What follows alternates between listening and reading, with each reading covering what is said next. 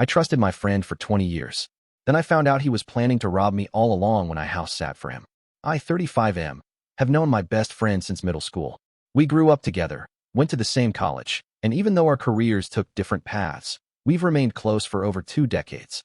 I was the best man at his wedding 5 years ago, and he's been my rock through my divorce last year.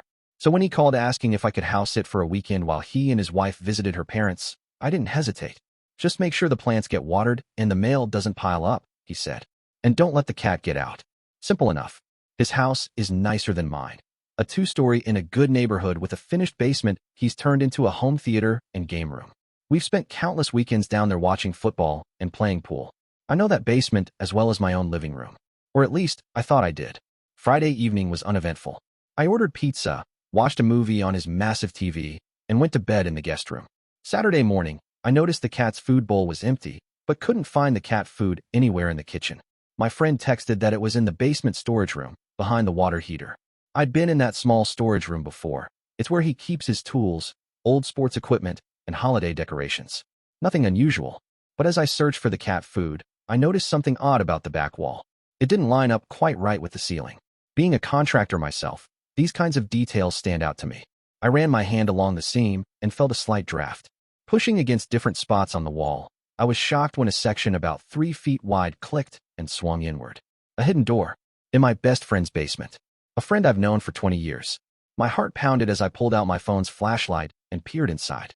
The space was small, maybe 8 by 10 feet, with no windows. What I saw inside made my blood run cold.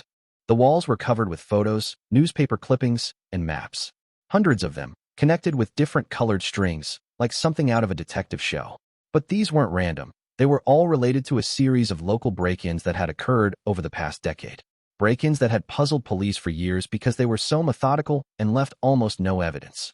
In the center was a corkboard with photos of houses, some with X marks through them, others circled in red. With growing horror, I recognized my own former house among them, circled but not crossed out. My ex-wife and I had been planning to renovate before our marriage fell apart. On a small desk sat notebooks filled with detailed information about security systems, daily routines of homeowners, and inventories of stolen items. Next to them was a metal case. Inside, I found lock-picking tools, gloves, and a black mask. My mind raced, trying to make sense of what I was seeing. The methodical organization, the years of collected information. This wasn't some passing interest or weird hobby. This was the planning center for the phantom burglar who'd been hitting upscale homes in our county for years. The same burglar who'd become something of a local legend for never leaving evidence and targeting homes during renovations when security systems were often temporarily disabled. I sank to the floor, feeling sick. I've known this man since we were 13. We've shared everything, from our first beers to heartbreaks to career successes. He stood beside me at my wedding and helped me move out after my divorce. And all this time, he's been living a double life. What hit me hardest was seeing my own house on that board. He'd been to our housewarming. He'd helped us pick out furniture. And apparently, he'd been planning to rob us when we started our kitchen remodel, a project he'd enthusiastically encouraged. I took photos of everything with my phone, careful not to touch anything.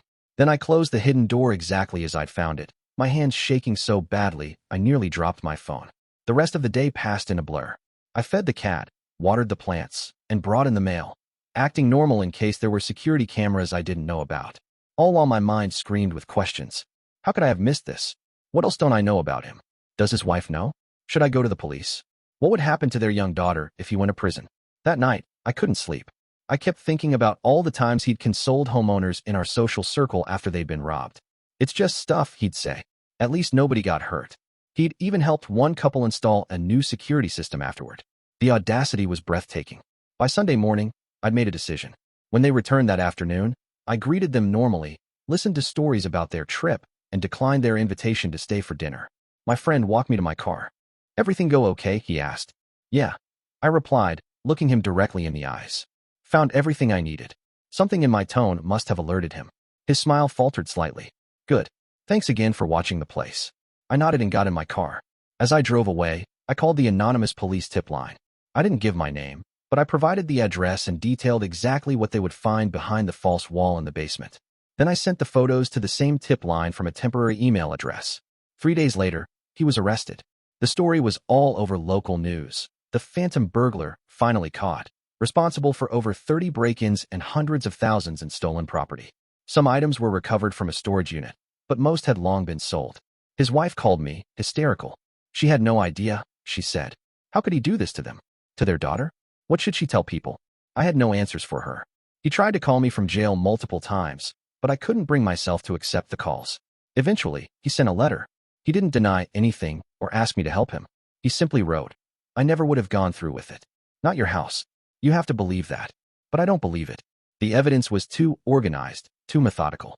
He would have robbed us just like all the others, then shown up to help us pick up the pieces, maybe even offer their guest room while we dealt with the aftermath. He pled guilty to avoid a longer sentence. 10 years, eligible for parole in 7.